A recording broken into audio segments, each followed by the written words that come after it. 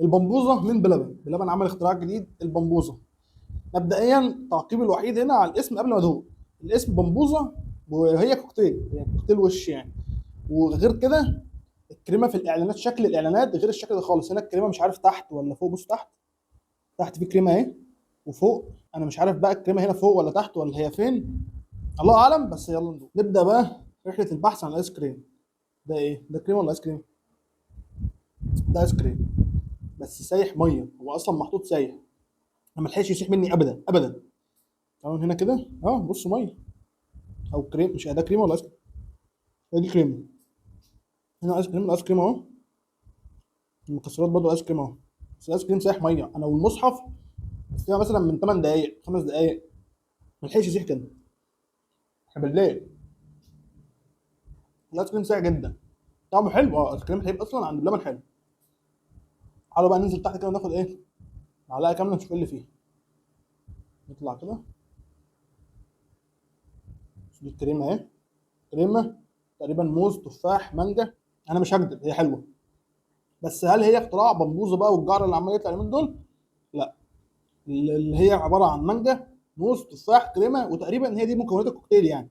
دي المعلومات اللي عندي. انت عملت ايه جديد؟ هو كوكتيل وسماه بمبوزه، هو ماركتنج بقى، هو شغل ماركتنج. بس هو كوكتيل حلو يعني شغال. دي ب 45 جنيه، دي ساده ب 45، ودي مكسرات كبيره ب 95 جنيه ولا 90 جنيه حاجه كده.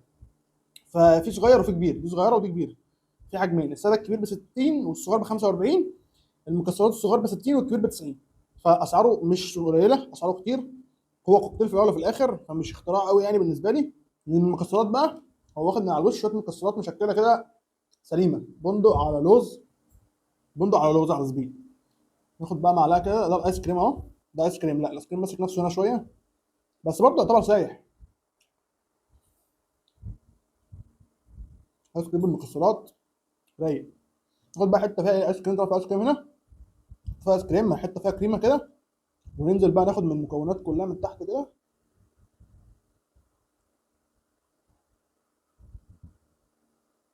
دي هنا احلى حته. المكسرات اللي دخلت ديت، الحجم لما بقى كبير بقى فيه كريمه اكتر، بقى فيه ايس كريم اكتر، بقت غنيه اكتر. بس هيفضل رايي هو رايي، مش حاجه اسمها منبوذه.